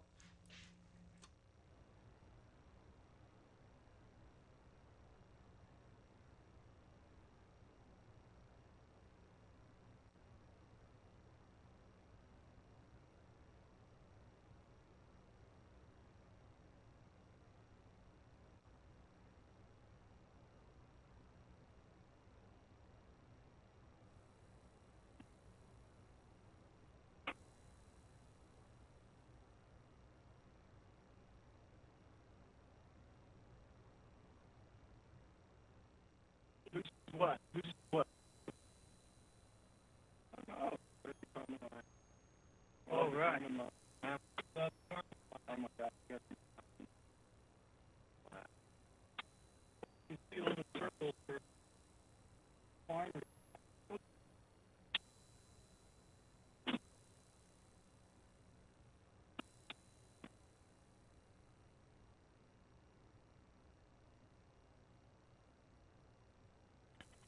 First step, Blue Control. This is your 1 minute warning. 1 minute warning. Congratulations to all 6 crew. They crossed that Kármán line. They just officially became astronauts. Absolutely outstanding. You heard that audio online from Kevin Sprague, our capsule communicator, telling our crew, I'm sure they're having an amazing time up there, but they have to start getting ready to buckle back in. Shortly here, both the crew capsule and the booster will be descending. That's right, Jackie. So unofficial numbers, but we saw an apogee of 351,000 feet. So definitely well into the Kármán line, well into space. Congratulations, astronauts. The rocket is now reaching, this is the booster portion of New Shepard, is reaching its atmospheric pierce point. It's returning from space. Those control surfaces, those wedge fins, those actuated aft fins are now starting to have a little bit of air resistance to push against.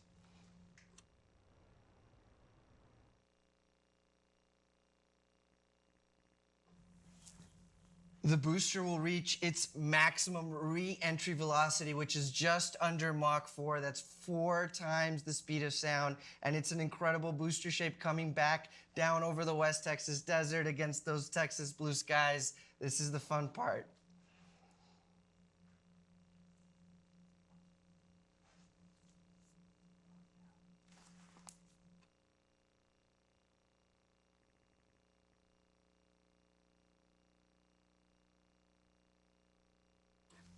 The wedge fins, the steering fins, the ring fin, all earning their keep at this point. Really doing some work to bring that propulsion module over the landing pad. What an incredible sight out there. Here shortly, we'll see the air brakes deploy that will cut the velocity of the booster in half. There it is. This is a critical step in slowing the vehicle down before the BE-3 engine is reignited for the final portion of the descent. We had a sonic boom. Man, was that incredible. I love hearing that sound. And the BE-3 engine relights for the final portion of the descent.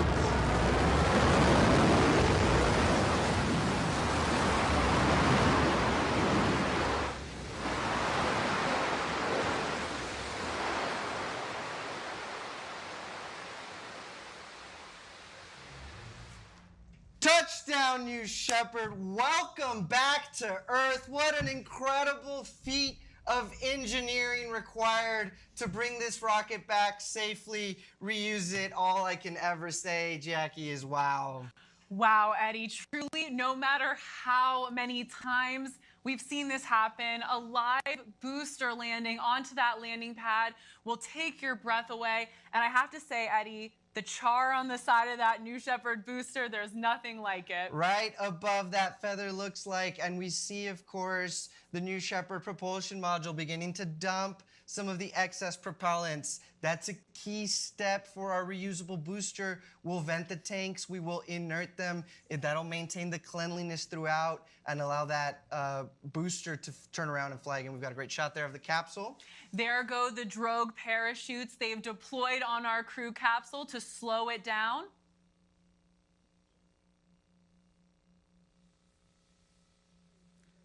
And there go those main parachutes. Those 3 mains will slowly inflate to help slow down the return of the crew capsule.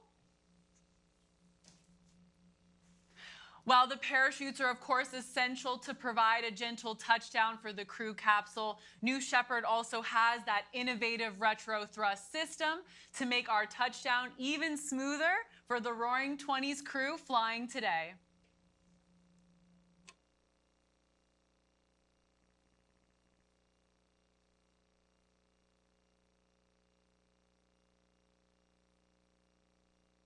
From the blackness of space to the beautiful West Texas desert, our crew is getting an experience right now.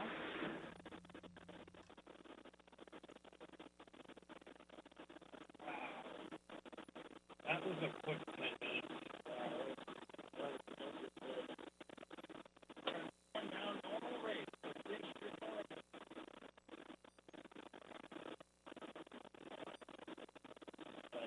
Get ready for the ground rush.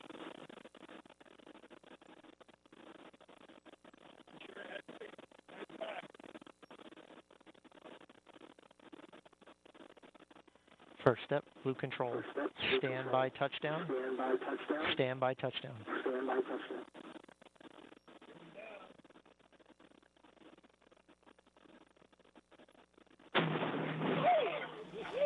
Woo! Crew capsule touchdown. Welcome back, the Roaring 20s and astronaut Gary Lai. That sounds like some happy crew members there. From the sounds of it, maybe all landed back safely and are doing great. We'll get confirmation from Mission Control here shortly. What a beautiful shot of that booster and capsule in the West Texas desert for what looks like a wholly successful 4th human flight. That West Texas does kick up there for our crew, welcoming them back to Earth. At this point in the mission, our team is preparing landing safety operations and recovery of our astronauts from the crew capsule. We'll be on the ground at the landing site to follow that action in just a bit. And hopefully, Eddie, even talk to some of the world's newest official astronauts.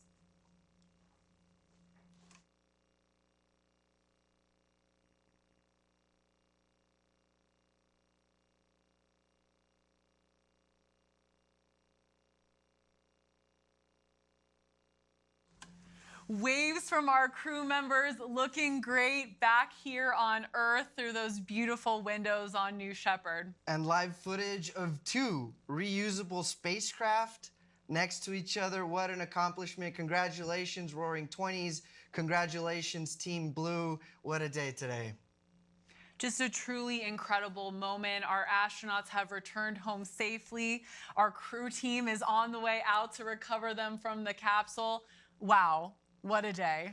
As we've mentioned, it appears to be a safe launch and landing, so absolutely kudos, congratulations to the mission team and Mission Control for really pushing through it, staying determined on that long-term vision of flying people to space today.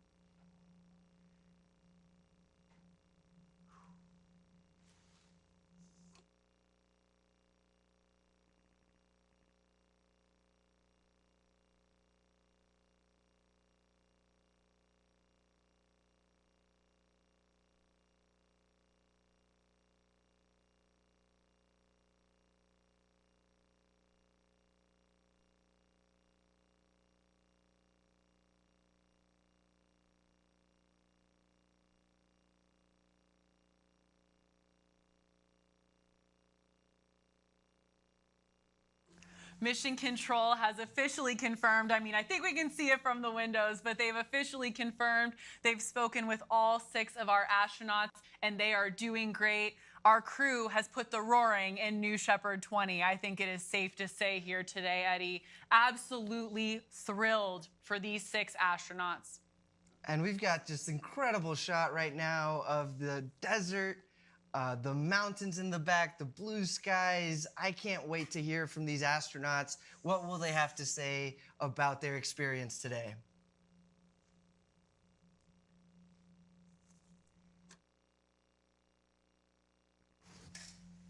And there's our recovery crew racing through the desert out to the waiting crew capsule. Our recovery team will safe the capsule and ensure that the astronauts are ready to disembark.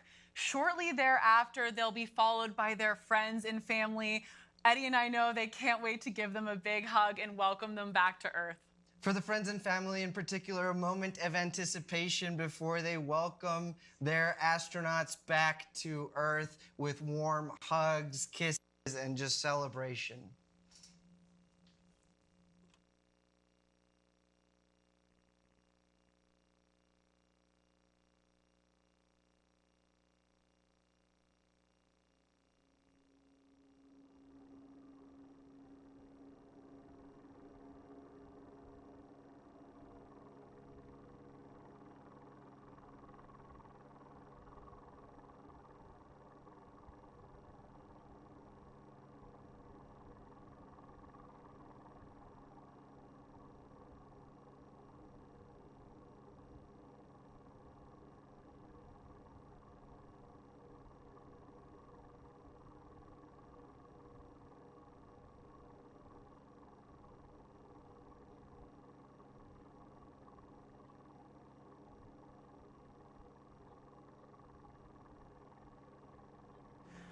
Thank you for joining us for what was a successful fourth human flight. Our recovery team has arrived on site. Stay tuned here because hopefully we'll be able to again hear from some of our crew members about these amazing experiences. Stay tuned.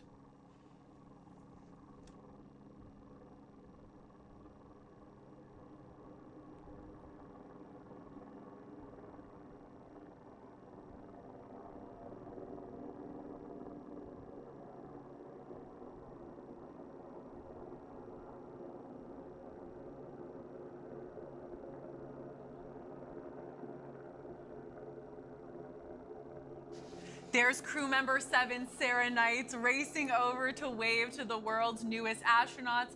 Get that thumbs up from all 6 on board.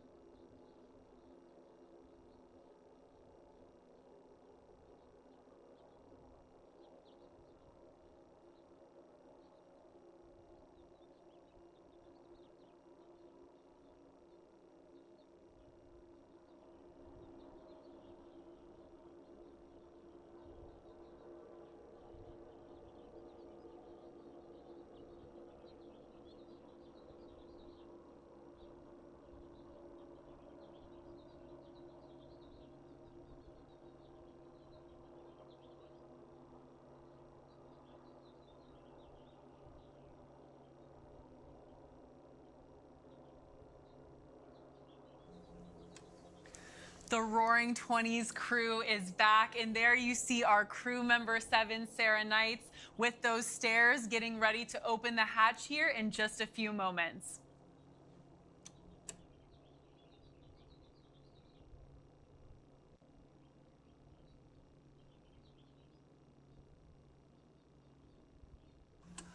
Beautiful shot there of our crew with their ride in the background, venting the propellants like Eddie mentioned just a few minutes ago. And we see the vehicles approaching the crew capsule. That's going to be friends and family. And hopefully, as we said, we'll get a few words from our newly minted astronauts.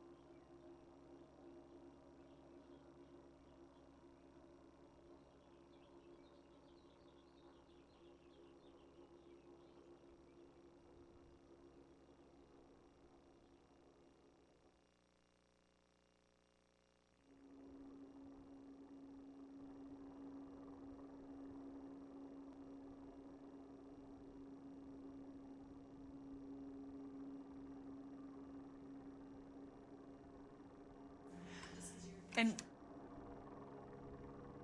we'd be remiss to not mention huge kudos to our crew member 7, Sarah Knights, down there about to open the hatch. Our capsule communicator, Kevin Sprague, that was with our crew through the duration of their flight. Just an amazing role this crew member 7 does, shepherding our crew through this entire experience from astronaut training to touchdown. That's absolutely right, Jackie. It's why we call it Crew Member 7.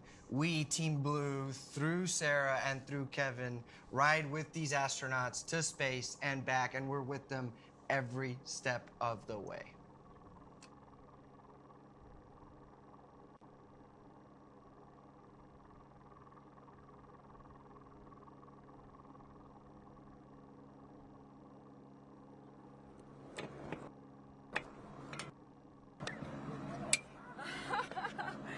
Welcome back, Pair of Astronauts. Thank you. Okay, when you come out, watch your step down here. There's kind of a loose sound. Come on out. The hatch is open. Welcome back, Gary Live.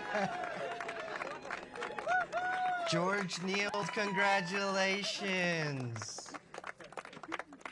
We should also have, there's Jim Kitchen with the 194. Congratulations.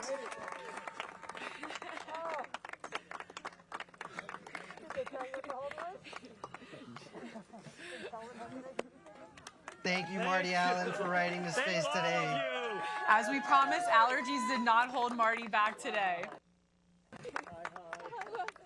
And there's Miss Sharon Hagle with the fist pump. Congratulations. And last but certainly not least, Marc Hagle. Welcome back, Marc.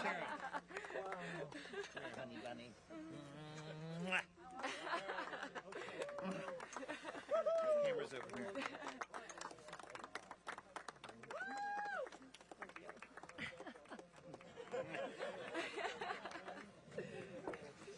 Whoa.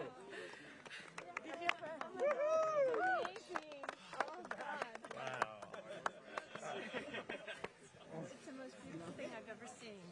You loved it? Oh, you've got. I want you to do it. You're next. I'm gonna. It was very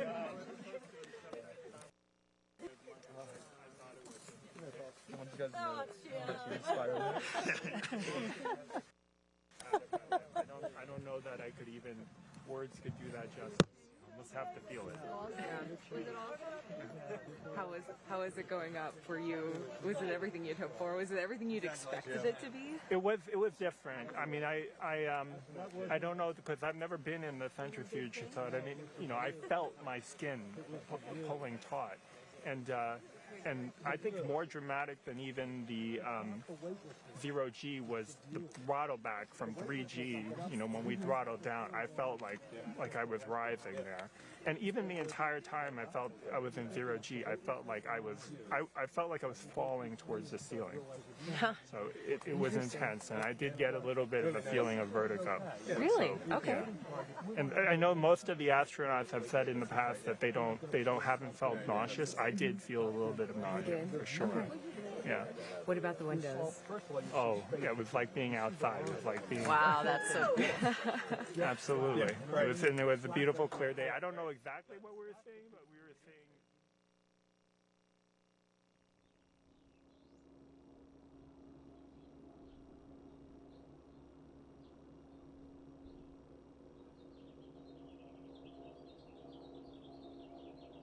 I'm so overcome. Thank you very much. Thank you for Team Blue. Thank you for this opportunity.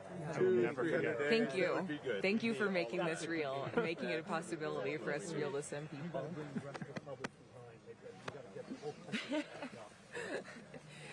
It happened. I was worried there. 45-minute hold. We were only supposed to have a 30-minute hold, and then we scrubbed.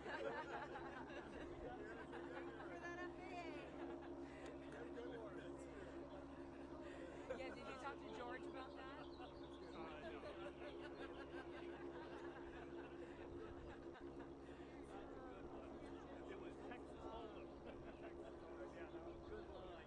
Thank you. Do you want me to put this on? Oh, my God. much. Jim, show me what do you have here? Yeah, this is we were joking 193 in space. It was scary on the line.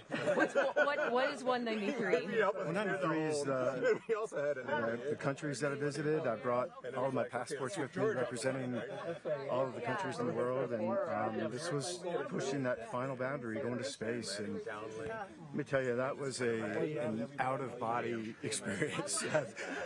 I was thinking that on the way up, you're going 2,300 miles an hour, and you feel every bit of that, and then you get time stops. It's like this moment in time where you see this beautiful Earth and the blackness of the universe. It's the blackest black I had ever seen, and I said that it's like that is an eternal black. It is a dark black, and it is just breathtaking. And wow, I don't know. That was a moment. That was a moment, and connecting with humanity all around the world. Seeing that big, beautiful.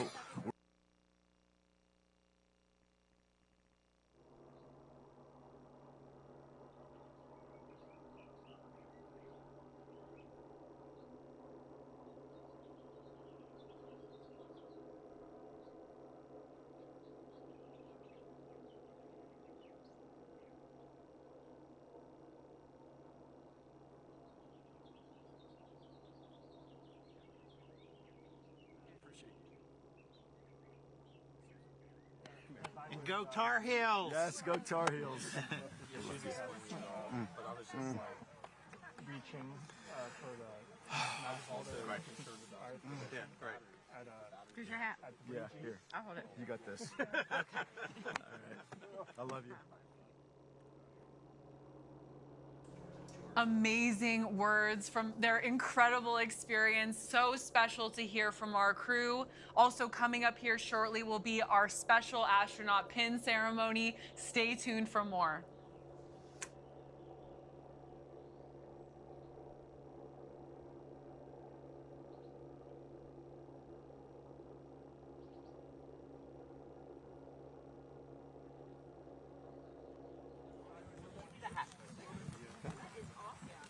Here, come on. Okay. George, tell us, how was it? It was awesome. Amazing. You cannot be put into words. As soon as we got above 100,000 feet, you saw the sky getting darker, and when it turned to pitch black, it was just gorgeous. The pictures don't do it justice. So between the black sky and the curvature of the Earth, and then having the freedom of floating around and upside down, just an amazing trip. Just thrill of a lifetime. That's fantastic. So it was everything that you had hoped for And your entire career fighting for this, right? Wow. Yeah. Here we are, letting more people go to space, and wow, they're going to like it when they try it.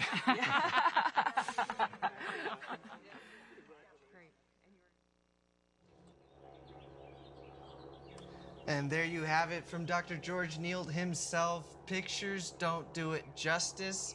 You'll just have to see it for yourself. That's right. And George, what an amazing, amazing moment for him. He's been a public servant his whole career, advocating for the commercial space industry, and to have just become an astronaut himself on a commercial space flight, what a moment.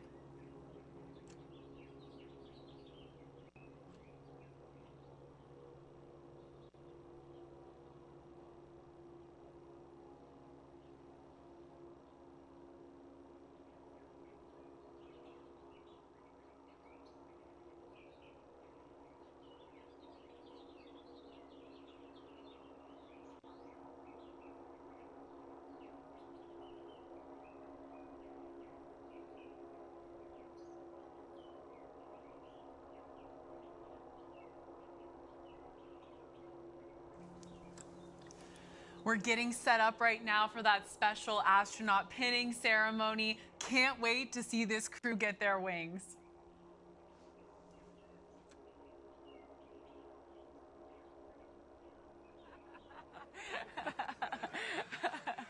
So what are we doing? Just tell me, what happened? What was your experience? I think going up, I was thinking it was going to be 50% weightlessness and 50% the view. When we got up there, it became 5% the weightlessness and 95% the view. The weightlessness was neat, but the view of looking to space, which is as black as your uniform, seeing the Earth, and then you could look down, and you know how the farmers, when you're in a plane, they have the circles? You could see all those, and it was incredible. We just got to get, all of America's got to get caught up to this, and we need a lot of people up here. I'm still stunned for words. The weightlessness was great. We weren't up there long enough to really, really enjoy the weightlessness, where you could eat and play with objects. It's the view. You look out of an airplane at 35,000 feet and realize that we're, 10 times that height up there. It was unbelievable. It's got to be, for the astronauts who go into space, where it's all black, that's got to be incredible. I'm just thinking, God, I wish I were in the blackness looking back. It's unreal. Yeah. Just unreal. Yeah. Thank you so much. Your training was off the charts. Oh.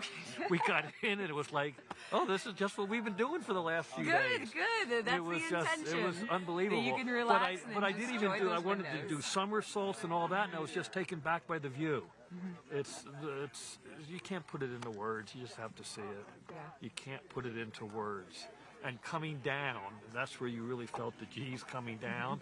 When we separated, the capsule almost felt like it was starting to fall right then. You know, that feeling, and then you just realize you're there, and you can't describe it. Yeah. It's just unbelievable. Anyway, Awesome. that's it. Cut. Thanks, Marty. Thank you.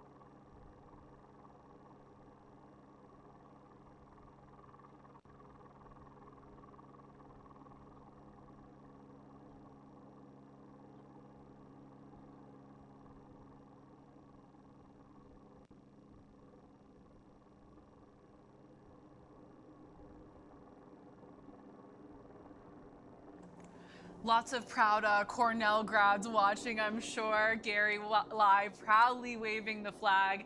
I'm sure they're eager to have him come visit campus. And making Team Blue proud as well. I think I see the astronauts starting to line up for this awaited pin ceremony. What an exciting time. And to hear from the astronauts just like we wanted to, and the reflections, I'm sure, over time will grow more and more beautiful. Down here, please.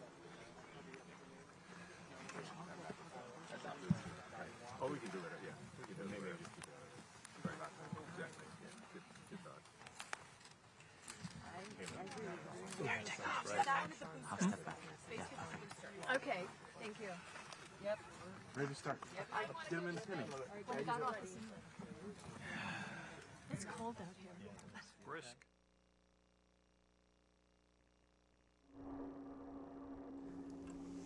And here to lead us through this very special pin ceremony is our Vice President of New Shepard, And his Audrey 20 Powers. crew. Woo! Congratulations on your flight today. Okay, I have some astronaut pins here. George, you have dedicated an entire career to progressing this industry, and I am so honored to be part of the team that flew you to space and helped you become an astronaut. Thank you. On behalf of an entire industry, thank you very much for your work, and congratulations. Thank you, George! Here.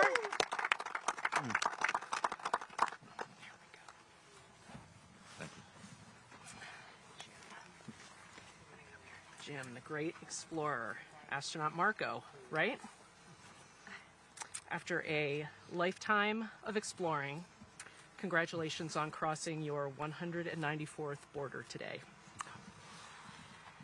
Thank you.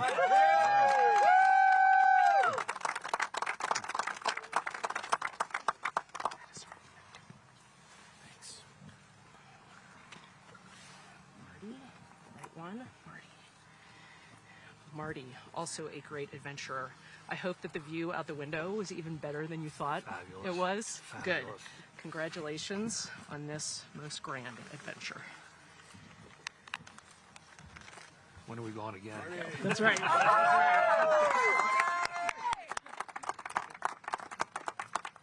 Sharon, you've inspired so many children and you've done so much work to inspire our next generation of space explorers.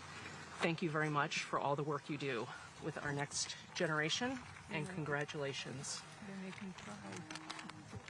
Thank you. You deserve it. You deserve to cry a little bit.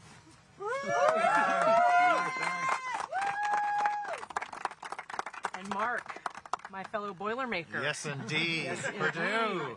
Congratulations Number on your 29 flight today. from Purdue. That's right. I'm so glad that you were able to share this with Sharon.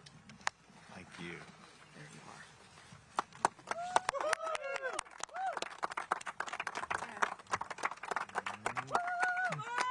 are. And Gary, my friend Gary.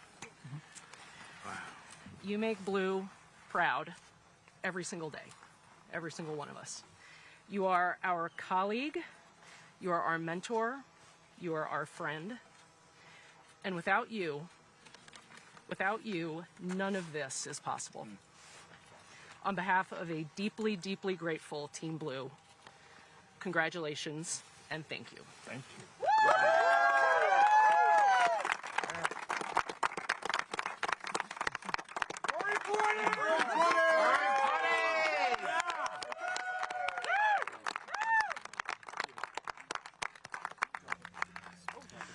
Well, that was amazing, Eddie. I think it's safe to say all of us across Team Blue might be a little teary-eyed right now. Not speaking for you, speaking for myself, though. Astronaut Audrey Powers, is there anything that woman can't do? Thank you all. Thank you so much, everyone, for joining us today for Blue Origin's 4th human flight. A huge and very special thank you to our customers, George Nield, Sharon and Marc Hagle, Jim Kitchen, and Marty Allen. Well, customers and now astronauts. If you're interested in purchasing your seat on a future rocket ride to space and back, it starts by visiting blueorigin.com and clicking Fly to Space. Eddie, thank you so much for sharing the desk with me today and adding your invaluable perspective from your vast experience here at Blue Origin. Anytime, Jackie. It was an honor. This was so much fun, and I'm so proud of everybody on Team Blue. The road to space is being built, and we took another big step today. If you're interested in joining our extraordinary team, please visit our careers page on the website. And if you'd like to commemorate today's launch, we have mission patches, swag, and so much more. I'm Jackie Cortez. For Eddie Seyfert and everybody here at Blue Origin, thank you again for joining us, and until our next mission, Gradatum Ferociter.